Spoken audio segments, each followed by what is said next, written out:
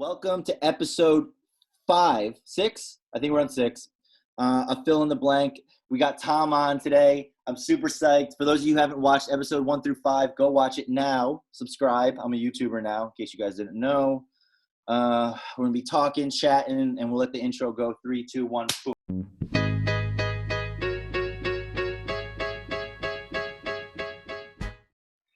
All right, we're in it, bro. We hit record. We're in it. Thomas, the trainer. Dude, introduce yourself to the people who don't know, because I have so many things I want to say and start this thing off. But I mean, for the people who don't know, kind of give me the little bit of, who you are, what you're up to, what kind of kid were you? I think starting it off that way gets us into like a lot of cool shit. Back to me being a kid, huh? Well, my name is Tom. I am a personal trainer here in the Jersey Shore, Asbury Park area. Sports in school, not really though. I sucked. Really? Yeah, man. I played football in high school, and I was like a $125 soaking wet. Got my ass handed to me. Ran track, was decent at that. Did karate all throughout elementary school, all the way to high school, and didn't really find fitness as a hobby until I moved down to Florida at 18. Thought I wanted to be Kanye West, so I went down there to be an audio engineer. And Really? that shit was expensive. So what was expensive? Trying to be Kanye or trying to live like Kanye? Well, you know what? Living in Miami and doing all of that, I didn't mind that part. That could be expensive, but going to school full sail, I think it was like $100,000 a year. And my little call center job was not going to cut it. So then I, found a little business job at a call center, was managing there, and realized I hated the business world. And so I had to do some thinking, realized that the part of it I liked was the teaching aspect of it, training people, and had to pivot, had to think to myself, okay, if I like this, what can I do with this? And started training people out of their homes at 24-hour fitness, because I was cool with the guy there. He would let me kind of come in on the side, and found out that was it. Like, that was my passion, and I'll be doing this for the rest of my life, I love it. And But, dude, like one of the things when you and I work together, for those of you who don't know, like Tom and I know each other, I want to say it's like 4 years, maybe. I don't know. I don't even know how many years we know each other. Way longer than that. Yeah, like 6, 7, 8. Yeah. And you were my one and only personal trainer. And it was sad to lose you when I moved to New York, because you wouldn't come across the river, but the fee would have went way higher. But one of the things I liked about you the most, not only did we click like instantly, I just felt comfortable, because my body's always been something that hasn't really, I've always been just like a skinny fat kid. You know what I mean? I think a lot of people can relate to that. You're like, yep. Like my arms don't look like your arms. You know what I mean? My chest don't look like your chest. But like, it's, when we started working out together, we made it fun, right? I had to make it fun. We were just talking about that before. Like, we kind of have to like click our brain into another mode in order to enjoy workouts. But I did enjoy the results after the 6 months that we were together, because that was the second time in my life I had abs, an imprint of abs. And I could, like, the one time where I could like go out drinking the next day and not be completely bloated. You know what I mean? And that was a lot of people. Nice. So that in itself was ROI positive, right? Have I stayed consistent? No, I'm not going to lie. I'm definitely still a skinny fat kid. The dad chin's coming in. No way. Those some things we'll talk about on here, but and I want to just acknowledge you for this, because I think this is what's going to bleed into our conversation, is that you're right. You helping people, your communication style, your tone, your cadence on how you would, like, sometimes you'd push me and yell at me, but other times you were like, you'd be there with the orange juice to make sure I got back up and did those sprints. And like, I think that's very translatable into different parts of everybody's life, right? Whether that's business, whether that's physical fitness, all of it kind of needs that discipline. And we need like a Thomas to kind of be there for us, right? So I don't know how much you think about that, or if it's like just in the fitness world. It's funny because I didn't think about it. I've been training for about 12 years now, maybe even longer. I can't remember. But In the beginning, it was just, every personal trainer who starts has this dream that they're going to work with, athletes, and they're going to be training the pros. And I realized that that wasn't the case. You're working with average people who just can't find the motivation. And I mean, you end up either loving that or hating it. I love it. I love the fact that people come to me because they, don't know what to do. And so the teaching aspect of it. But then what I realized is exactly that. Like, I'm not just here shouting out, hey, do 10 more reps. I'm actually inspiring people. And social media, which, I had to be dragged kicking and screaming to do, social media is huge because it is the thing that helped me realize or made me realize, forced me to realize that it's bigger than just training. Like I actually am inspiring people and pushing people and, changing people's lives. And it sounds so corny to say that out Well, loud the every way that single we don't time. make it corny is, I mean, no, it's not, because somebody on the other side who's been on the client side, right, and seen the results, it becomes real. It's real life. So, like, Yeah. what has been one of the things that's kind of been the most eye-opening for you, right? What's been the one person who, like, you completely transformed not only the way they looked, but the way they felt and the like everything? Yeah, I mean, I've had a few clients. Some big ones that stand out are, I've had a client who came to me kind of, at his last straw, had tried everything. He was a realtor for, these big, he's the one that develops and puts the Costco's and the whatnots in the different areas. And, through the connection I built with him, not just being, his trainer, but, becoming his friend, we would go out to dinner, I'd hang out with his family. Uh, he lost something like 58 pounds in 8 weeks and was a completely different person. And that was the first time I had 100% compliance from a client. Yeah. That was one of my first, cases like that. And that was an eye opener. On the complete other end of the spectrum, I've had, women who've come to me, really good friends of mine now, who had never worked out before, and like you said, skinny fat, just really had no interest in it, were fine, okay with their body, came to me, had never done a push-up or a pull-up, and then 3 months later, I had them doing the Tough Mudder, and they're doing all of that stuff. Those were the first eye-openers for me. The first time I looked and said, well, damn, I guess I have to take some ownership for this, and that, I am inspiring, or there's something about me. So, those have been it. And then, consistently throughout there's the small wins. There's the wins where people say, hey, listen, Tom, I wasn't going to work out today, but I saw your post and here's what I did. And they send me a video of them doing push-ups. I'm like, well, damn, even if it's, not for nothing, I'll take that.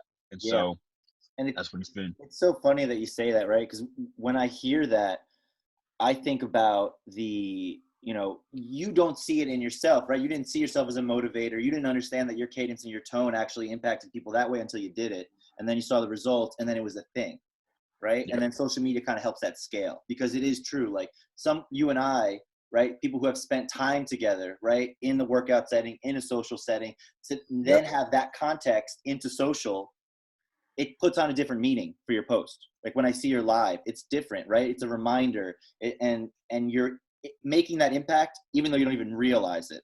So it's kind of like cool that it could scale that way without you being consciously or like, thought way of manipulating it. Like, all It right, is cool. Yeah. yeah, I love that. It really is, and it's just the beginning. The impact that social media is going to have on the world in general, but on fitness is just it's kind of unknowable, but it is kind of cool, like you said. Do you get a lot of guys who are trying to like get you to promote their water bottles or their protein powder, or You are know you? what? Yeah, that's happened since the beginning, and it's one of the reasons. Honestly, it's one of the reasons I stayed off of social media is because I was really just not interested in, not even selling out, because who am I to sell out? But in endorsing something that somebody could look at me and say, "Oh, the only reason he's doing this or telling me this is because he wants to sell this." And I've never wanted that to be the case. I'll likely never sell anything until it's my own brand. Yeah. But for that reason, I kind of stayed away from it because social media does these beautiful things like we just talked about. It is inspiring, it is motivating, it does, give people something to grasp onto. But then there's this other side of it that I've always kind of put too much focus on, where it's such a negative. When you really get down to it, fitness is a lot more mental than it is physical. Yeah. Anybody can get through a 30-minute workout. I promise you, I can put anybody through a 30-minute workout. You'll hate me. You'll hate me the entire time. You'll curse me. You'll yell I've at me. yelled and Yeah, screamed. exactly. Yeah. Yeah. But the other 23 hours and 30 minutes of the day, if you're not mentally focused on it, if you're not constantly, putting your own carrot in front of you, it's just not going to work. And so the mental aspect of it, the seeing people on Instagram who, seem to be doing it effortlessly, and you're like, shit, I'm not going to be able to do that. So why am I here? Like, that's a huge part of it too. And that's something that I hope people, take into account, They do. It comes across, right? I think people can sniff things out. The one thing I love about social media is you can, you can hide and you can pretend for a little bit. People are going to sniff it out. You know what I mean? And I think that's Absolutely. one thing that we tend to overanalyze, right? I even think about it too, like, am I overposting my daughter? Are people going to think this? Am I overposting my travel or my coffee? People are going to think this. Like, and at a certain point, I'm like, yo, fuck them. I'm just going to post what I want to post. And if they don't get it that way, that's okay. But the people who are getting it, it's important, right? Like, even if there's like one person on the other side that sees benefit of it, right? Because you can know that your Instagram lives, your posts, and it's funny to see your journey from the first social media post to now. There were these like, these like green icons, the fire coming out and the music. And I was just like, yo, he's learning. You have to understand that. You don't understand that the tidbits that other people are getting is, I see it. He's learning, he's getting it. And the learnings you have from Insta, from, day 0 to day whatever now, a couple of years in, you've learned a lot, right? I mean, what's one thing that you kind of noticed about yourself or noticed about just kind of how you come up on camera that's been helpful, whether in your job, right, in your clients, or in other areas? That's a good one. That's a good one. So one, for me, I don't like being in front of the camera. I never have. I've never really been one to want to be in the spotlight. And at a certain point, I had to pivot and say, you know what, like, fuck it. And credit to you, honestly, dude, because seeing your posts, meeting you, talking to you, you have this energy, you have this vibe. This is why I wanted to do this, why I wanted to come on to your podcast and talk to you about it, is because, like you just said, at a certain point, you're just like, well, fuck it. What they're going to talk about me either way. They're going to say something either way. I might as well be true to myself and do what I want to do. And that's the one thing I've learned, is just, you have to consciously, block those things out. And so whatever I thought about myself, I had to stop and give myself that pat on the back. I've kind of given myself, or had this imposter complex. I don't know if you ever heard of it, but Maya Angelou was famously quoted for saying, she was afraid that one day she was just going to be found out. People were going to find out that she was a fraud. And that's Maya Angelou, So, for me, it's just like, all right, listen, if they don't like it, they don't like it. If they like it, that's what matters. If I get to that one person that likes it. And so I've had to put my own ego aside and post. Quarantine and doing the live workouts has definitely been another factor, because if you look at my post, I never talk to the camera. I never talk to the view. I never say anything. But now, it's one of those things where I was kind of, put my feet to the fire, and I've been forced to talk to the camera and talk to people. And that's been a huge thing for me. And it has translated to my clients, the ones that I have seen in limited settings, in the last couple of weeks, and virtually. It has, I don't know, just made me more comfortable, which I didn't know was something that I needed with, already existing clients, and so it's been pretty big. Yeah, no, I've been, so similarly, I've been discovering things about myself. Like, I purposely have these podcasts, like, it's like 10 a.m., right? So 10 a.m. is the perfect where I can get my workout in. I have the podcast, I have this energy, I release it, and we have these amazing conversations. And I discover things just because I love conversation. It's how I learn, and it's how I discover things about new things, and then things about myself. And then I have my meetings after, right? And what I've noticed in those meetings is that I'm much more deliberate in my communication. I'm much more confident, because it's kind of like I've gotten it out, and I've had my time to, really kind of I don't know. I don't know what it is. To be honest, I'm still discovering it, but I've noticed that I have been more deliberate. My communication style is more clear. And as I listen back to these, the post listen of these podcasts has been the Yeah. most insightful, because I'm Whoa. noticing now through the comments, through the just my own listening of myself and of you, things that I missed and things like that. So it's been very, Absolutely. very helpful. Yeah, I mean, it's a big deal. Excuse me one second. Now go for it. Do your thing. Are you sick? No, Or is I it just got allergies? allergies. And anytime I go outside, man, no matter what I take, Yep. it's one of those things. Getting better though. My wife makes fun of Uh-huh. me because we take my daughter to the park on the weekends, just to like Yeah. get out of the house and stuff, and we'll go just this park right around the corner. And I literally, like, if I even touch the grass, I get like rashes. Like, it's so bad. She's like, "How do you live Terrible. like this?" It's You don't. Benadryl and the Yeah. XYZ. I have to move from Zyrtec. Zyrtec no longer does it for me. Yep. Um, it's bad. Same boat. Same boat. All right, good. I'm glad. Yeah. It doesn't make Uh, you miss the plan. but yeah, man. I mean, the post listen, it's funny you say that because it's the same for me. I have to go back and I'll record the entire live workout. I don't post as many of them as I should, but I'll look at it and I'll say, oh, okay, even from just a technical standpoint, that's easy. I can look and say, okay, I was off there. I would have a better angle if I rotated this way, if I put this.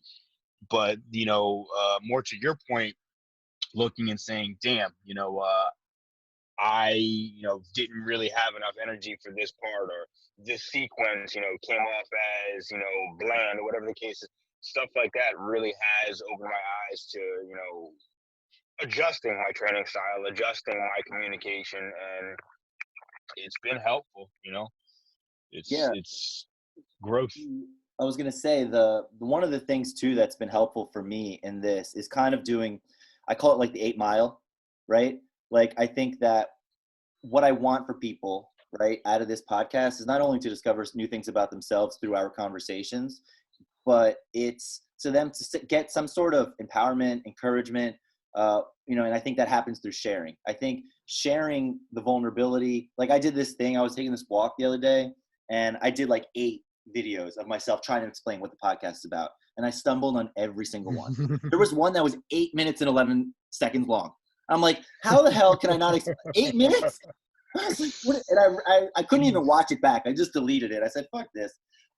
But it's just that it's simple, right? It's through the language that we have that we're sharing. And one of the things that I've noticed is that it's kind of the 8 mile, you take it back, right? The more I share my insecurities, the more I share my truth, and the more I have somebody like you that can kind of like also do that through a different mouthpiece, it's very Yeah. powerful to the people that are listening, right? Because it's so easy to get trapped in my own language, in my own world. But I Yeah. have to remember, we're pushing this out to people, right? And I think that me sharing my insecurity, me sharing my process, me sharing the vulnerability is what's going to give those people that power on the other side. So like And go ahead. yeah. No, I was just gonna say, to go back to the first episode that I listened to, you and Gab talking, she said something that really hit me was you know, you have to find pride in the struggle as opposed to, the shame in the struggle. Yeah. And that is huge because you could trap yourself in these insecurities and, it gets to a point where you're not putting out your best content. You're not putting out your best message because you're taking 6 or 7 takes and you're thinking, oh, that's not good enough. Oh, that's not good enough. But not realizing that there's so much more value in releasing. And so that's one of the things I've done is put out these bloopers and, edit it in, the times where I fucked up and let people know, listen, this don't come easy to me. I'm learning just like you guys are, because that's exactly what it is, where I'm teaching people how to do push-ups and whatnot. They don't realize they're teaching me how to communicate and how to, put these videos out and how to best, provide, the service that I provide. So it's been huge. And it's a huge service. I mean, please, let's do this. So share. There are a couple things that you taught me, right? Number one, drunk food, chicken wings, no sauce, right? I would have You 6 remember chicken that one? wings instead of getting the 2 slices of pizza. That's huge. Calories in terms of drinks. I used to do just the vodka sodas. I wouldn't go to the beers as much. I would do champagne. I know I get Nice. bloated, but less calories. So I would go that way. But dude, when you're thinking about what you're telling your clients in the quarantine, what's been some of the health tips? Because we go to the supermarket once every 2 weeks, and Yeah. Yeah. the family size Lay's gets put in there. The trail mix gets put in there. The popcorn gets put in there. We made cookies last night. So like, talk to me. Nice. What would be Yeah. some tips that you would recommend? What have you been doing, and what are you telling the people? It's funny. I'm going to contradict myself, so I'm going to give you the professional side first. Is it's like you just mentioned. We're prioritizing proteins over carbs, Yeah. especially now in a time where we're just not moving as much. Especially back in the beginning of quarantine. The beginning of quarantine was scary. People didn't know whether or not they should go out around, and then we got restless, and now we're out on walks and whatnot. But regardless, we're just not moving as much as we were before. That'll change in a couple of weeks, but because you're not burning as many calories, your metabolism has slowed down. Metabolism is just how many calories your body burns at rest. So you got that 4-hour binge session at Netflix. You're still burning calories sitting down watching. All right.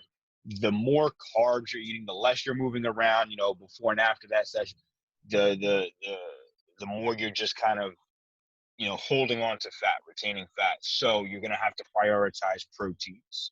And so those proteins, and this is something I've learned, people don't really know what proteins are. People are kind of looking at me and, texting me all the time. I'm having oatmeal. Is this protein? I'm having, Cheerios. Is this protein?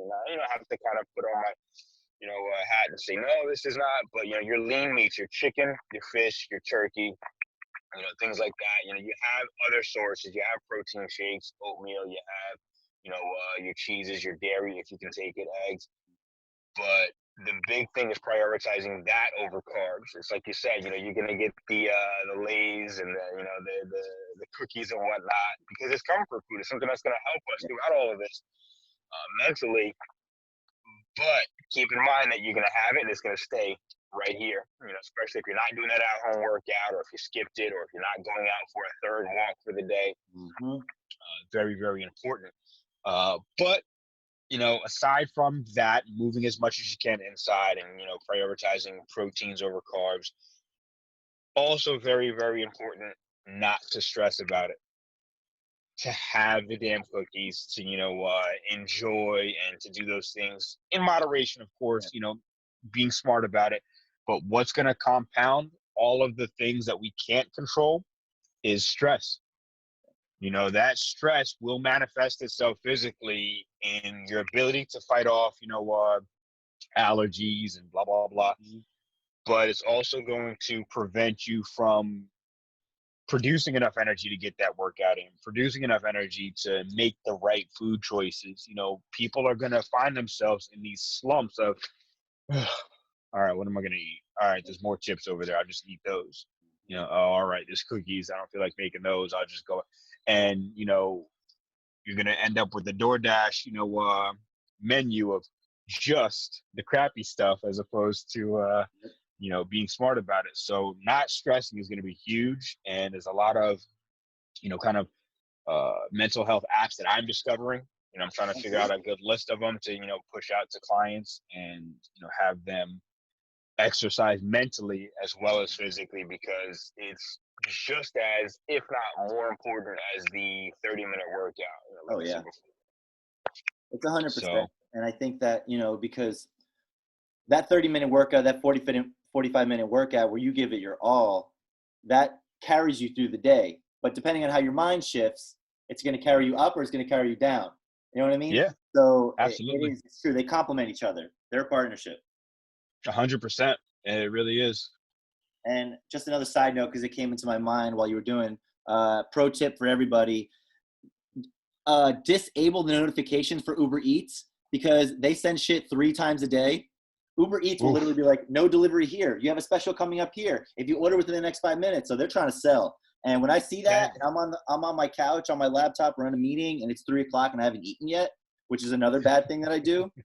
And I call it intermittent fasting.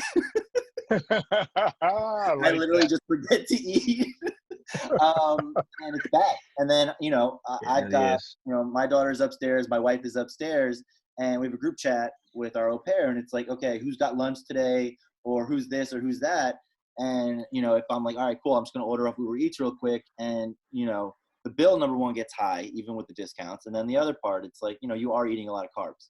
You know, the grilled chicken wraps or whatever, it's still, you don't feel great after. That's that's exactly it, and that's a really smart tip. I'm gonna have to put something together like that for my clients as well. But it's those little subconscious things that we don't need any help because we're already inside thinking of all those things, thinking of, okay, what can I, one of the biggest, drivers of extra calories is apathy, just being bored, just sitting Yeah. down like, okay, what am I going to do? And if you've got these small snack foods, or if you've got the ability, and this is an unprecedented time in human history, Mm-hmm.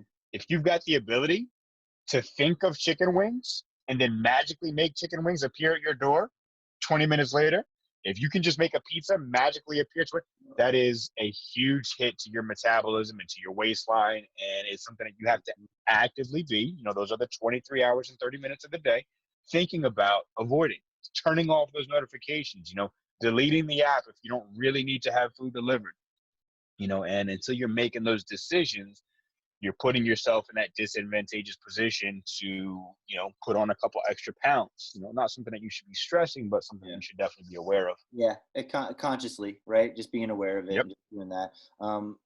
I've done my wife got me an espresso machine. It's in the background somewhere. Nice. So I'll throw on 2:30, 3 o'clock, maybe 3:30. I'll make an espresso and I'll go for a walk. And sometimes with AirPods, sometimes not, just to kind of clear my head. Mm-hmm. 15, 20-minute walk. It helps suppress the appetite. It helps me Yeah. not go upstairs and get the, pumpkin seed, whatever it is. Yeah. Um, it helps. It really does. The distraction. Yeah. It's funny. It's not even just a distraction. It's not even just mentally, but, physiologically, it helps with your circadian rhythm. There's this period of time, and it's different for everybody, but it's about the same time where getting up and going for a walk, you see in other cultures all the time where after dinner, they're going for walks, and they're extended walks with the entire family. And if you look at those cultures, their body types are a little bit different than the average American here, so It's 100%. that's a really smart move on your part. Yeah. I have a client, right? I do business with this guy up in White Plains. He works at a very large telco, and we go to this Italian restaurant every time we meet because we go to his office, we talk, we chat, we talk about stuff. We go get some food. He's very much like water, wine, espresso, has his meal, skinny guy. After every meeting, after every lunch we have, there's a mall right across the street from his building. We walk around the mall for 30 minutes. That's just part of his process. And then he goes back to his office and I leave. That's so cool. Nice. That's Yeah, like, absolutely. not only I mean, that's a big, to break it up, but yeah. professional business meeting, breaking it up that way makes it more casual and makes it just, we have that together, right? As weird as that is, we have it together. Yeah. And then on the other side for him, he's like, this is just my routine. This is what I do. That's funny. There was a brief moment where, my business, and I'll call it business, life, interlapped or overlapped with my training. And that's what we would do. I would have these meetings with regional managers and we would walk afterwards. And it was great, one, for just keeping things casual. It was a really casual business in the first place, but it also gave us time to kind of recap everything. And, it also helped us, fight off the freaking, 10 pounds of steak we just ate with Yeah. the, 10 beers, so that's a huge deal. A lot of good tips, man. You're doing all the right things, man. Thank Keep you. it up. I'm going to replay this and put it as my ringtone so I can just I remember. mean, listen, it's definitely going to help, right? All right, let's pivot, right? Because I don't want to take all your time. I want to spend the next maybe 5 to 8 minutes, and then we'll get into the question, the fill in the blank question. Business. Let's talk about your business. I mean, it looks like you're living in inside a Tiffany store right now, which is pretty amazing. So talk to me a little bit about what this pandemic, what moving forward, what your thoughts are, and are you having to adapt? Right? Is there going to be a new normal for the personal training world, or just you personally? Is there going to be a new normal in how you either make revenue or how you put things out? Like, what's kind of going through your head as you're going through this? Yeah, there was already, a shift, a kind of change in the air as far as personal training is concerned. We know now that people want to work out in groups. People want to work out with their friends. People don't want, so much the one-on-one. after the big, the recession, 2008, people stopped spending money on things like this. We saw a huge hit in our industry, and once we bounced back, we had to kind of prioritize. Okay, people can't spend, the $70 for half an hour, or the $100 for an hour, whatever the case was for the prices back then. So we had to change. So small group training became it. Hey, you can work out with your friends, and you're paying a third of the price. Why not? So that's definitely something that's happening now. I work for a big box gym now, and it's just there's only so much you can do. Your hands are tied. So I myself am pivoting to make sure that I don't have to rely on a big box gym. Lucky, I'm blessed that I'm actually still in that position once this all hit. But as things change, I think it's really just going to be more about connecting with people on more than a, hey, do 10 push-ups, run 1 mile. It's going to have to be in an entire package where you're caring about people's mental well-being, caring about their schedule, considering the other factors they have, the fact that you can tell somebody all you want, hey, you have to run a mile today, but if they've got kids, if they've got 2 little ones running around, that may not be, completely possible for them. So as a personal trainer, you have to take all of those things into consideration. And I think this has definitely forced us to think about those things more. And I think the fitness industry will shift more toward a kind of a whole focus as opposed to just the one-on-one training. And for me, that's what I'm at right now. I am putting together my own package, my own brand for helping people out, helping groups of people out on a more holistic and complete level. Yeah, 100%. Because I mean, it maps back to what are the benefits, right? Because if Mm-hmm. they're just like run a mile just so you're not fat, I mean, people are going to be like, well, dad bods are in, so fuck it. But Exactly. if you're mapping it to the fact, like for me, right, it's like the workout, the podcast makes me more efficient, makes me more attentive, makes me more aggressive. In my work life, I'm able to maximize that time. That's the benefit right there. Already, I have an ROI. And then after the day, I'm not tired at 5:30, 6 o'clock to play with my daughter. And then after Mm-hmm. that, putting her to bed, and then being able to be present with my partner at night over a glass of wine while watching Netflix, having that time. I just think that being conscious of the day that you have and Yeah. doing things that are going to give you, whether it's the energy or just the mind frame to do those things, and not be like, oh, I'm always tired, or oh, I never have time, or oh, Yeah. like, I think that I've, for one, fallen into those things, right? Like I used to have this coach for like a mindset thing, and she's like, every time she's like, I've talked to you for the last like 8 months, every time I get on the phone, you're like, I'm exhausted. Like, I just want you to be Yeah. aware of that, because the language you're using is impacting the way you frame your day. So like, that's something I'm very aware of, and I think that that maps to the benefits of working out. I think you package it differently, right? The words you're using, the packages, like the new dad starter kit might be like the fucking explosion. You know what I mean? Because Yeah, you have, like, absolutely. or the new mom starter kit, right? I mean, because the moms are spending way more time in the beginning with the kid, so there's way less time to do other things, and Yep.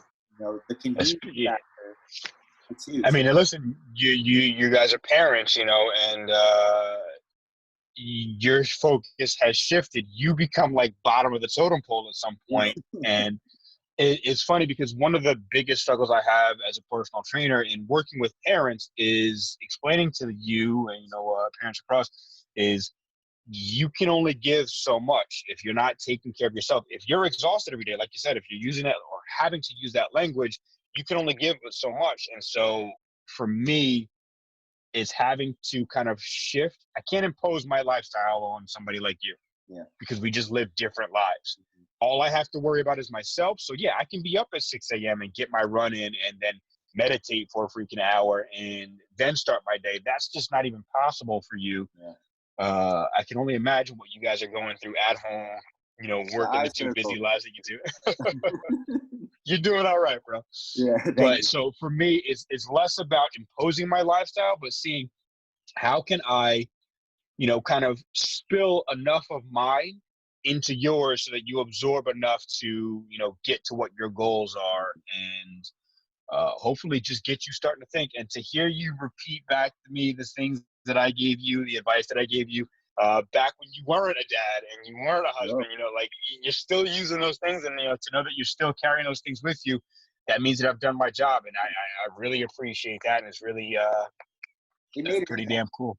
It made an impact, right? And I think that sometimes people need to follow themselves. Like it took, I remember those early morning workouts when I didn't follow the routine at night, and I remember the impact of it the next day, like whether it's like throwing up on the side of the road. We used to I was literally living on my buddy's like couch at that time, and we would go work out at the park or the school right next door to it. And I remember some days, man, I'm like, this guy's going to kill me.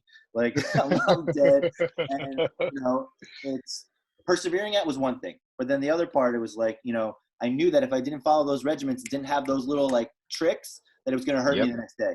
Right. So I would think twice about the pizza. I would think twice about what drink I would order, and just know that. And that sticks, because at that time I was very busy too. Right. Like my style is very busy.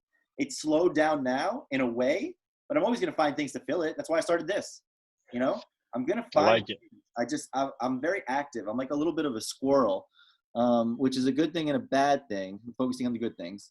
But no, thank you so much for doing this, dude. I really appreciate it. I mean, and then in the 30 seconds too, before I ask you the question, like tell all the people who are listening to this, I know we only have like 24 viewers, and I appreciate all of you. Thank you. But tell them where they can find you, and then just kind of, give them the thing of what you're doing now that they can get involved in, so maybe they can start following you and getting into the world of you. Yeah, I mean, it's Thomas the Trainer on Instagram. That's it for right now, just because, like we discussed at the beginning of this, social media for me is just not a thing. I have started my YouTube channel. I've started, learning Premiere Pro and editing so I can get all that stuff done and upload some stuff there.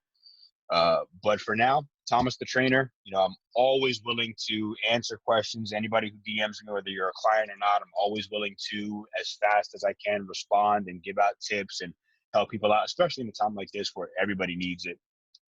So you can always feel free to follow me there. Like my stories, my posts, all that stuff. It helps me, reach out to more people, helps the algorithm, in my favor. And you reply to DM. You do reply. So like, I'll stuff you reply. So guys, free advice, go in there, go in his DM. Damn right. And so before you ask me, are you getting girls from this or no? Are you getting girls from social? You know what, man? It's funny. I've been single for like, 2.5 years, something like that. And I have never gotten more DMs and more attention than quarantine, where I'm like, damn, where were you 3 months ago, huh? It's really, really funny. But, it's something like that. Let me ask you this, though, before you ask me the question.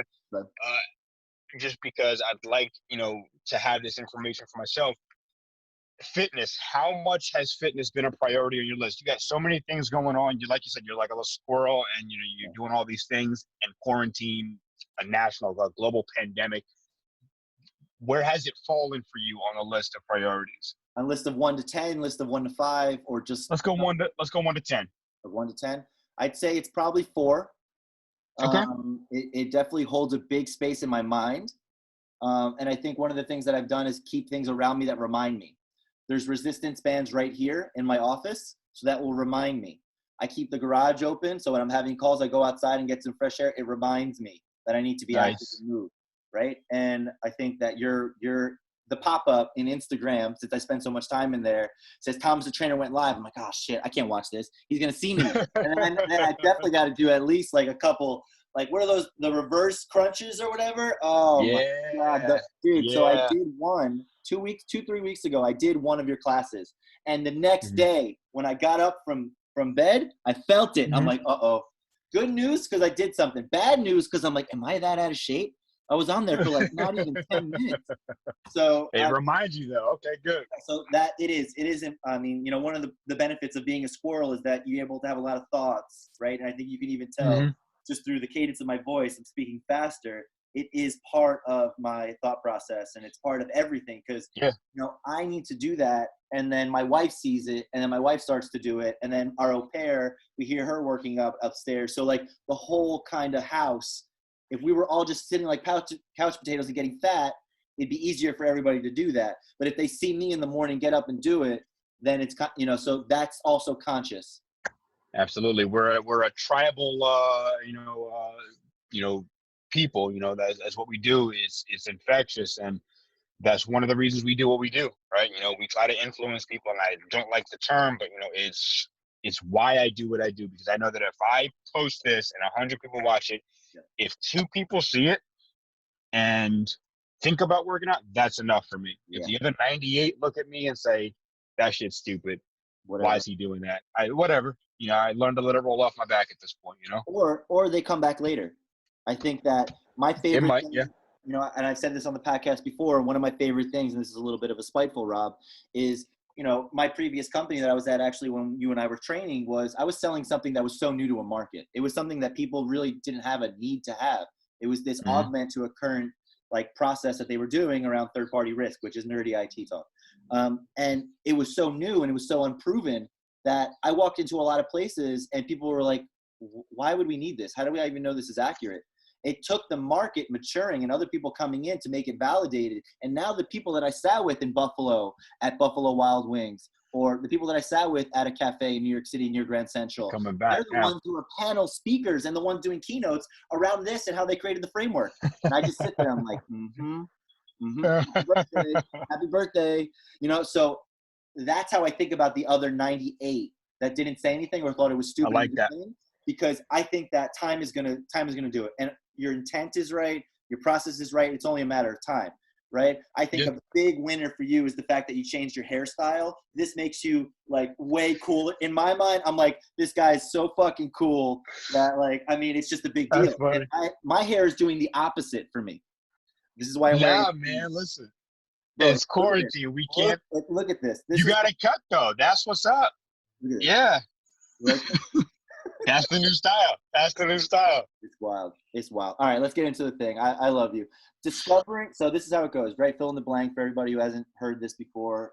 He fills in 2 words. This whole podcast is about discovering from something about yourself through the listening of us and us sharing, right? And you've been super generous. I appreciate that. Discovering the blank in you by listening to the blank in them. I gotta say, I cheated a little bit because I heard this question obviously with the first 2 podcasts, and so listen, I thought about it, but the thing is, as soon as I thought about it, it came to me pretty quickly, and I told you this is the reason I wanted to get onto the podcast as soon as you invited me. I was like, yeah, definitely, is because I've been able to discover the potential, the inspiration, the ability in myself through the fearlessness in you. And the fearlessness in, other people who are doing the thing, so where I'm sitting here thinking, oh, well, if I do this, they're going to look at this and they're going to say this. And I'm like, yo, Rob's out there doing that shit. Like, he's out there, posting whatever he wants and whatever he feels, and he's killing it. Thank you. He's not, any, guru. He's learning it as he goes, as, we're not. So, I tell you, and we've had these conversations through Insta, and through messaging, through our stories back and forth. You always respond to my long-winded, inspirational, whatever they are, posts, and we always have these great conversations about them. And that's what I've discovered is, as much as I'm here to inspire other people, I'm also having these profound moments where I am inspired by what other people are doing. And when I met you, bro, you were drinking, like you said, living on the couch and whatnot, but you always I was coming to you with you always leaned in with a little positivity. I remember the first thing you told me is that I had a strong chest, but that was due to the fact that I was always on my phone. So it was like, you sprinkle it in so that you don't completely destroy me coming in. And that's when I met you. It makes it easier to talk about the belly. It makes it easier to talk about the legs. It makes it easier to talk about the arms because, that's your style. And it worked. It worked with me. And I appreciate nice things, bro, because, oh, shit. I appreciate you saying those things about me because, I need that. I do. you know, I'm not ashamed to say it. Like, there's certain things that I throw out that I think, oh man, you know, like, what are people going to think? And when I hear things like that, it's like, oh man, like it hits, and it's Yeah. a little bit, it's encouraging. And I think everybody needs that a little bit. So I'm, you know, for me, a lot of the first people that are on this podcast are people that I'm a fan of from afar, and I've been a fan of yours close and far for a long time, and I love what you're doing. I love you as a person. You're fucking. It just comes across authentic. I don't feel like I'm getting scammed. I don't feel like you're manipulating me. I just feel like you're just being you, and then that's it, bro. It works. So I I'm excited appreciate to that. see what happens in the future, and I'm excited to see the fact that, like, you know, I got you on this podcast early on. When you become rich and famous, don't forget about me. And Well, vice versa, man. Yeah. that's it. All right, cool. We're gonna wrap it up, man. Thank you so much, dude. Appreciate it. Thank you, man. I appreciate you. 3, 2, 1, boom.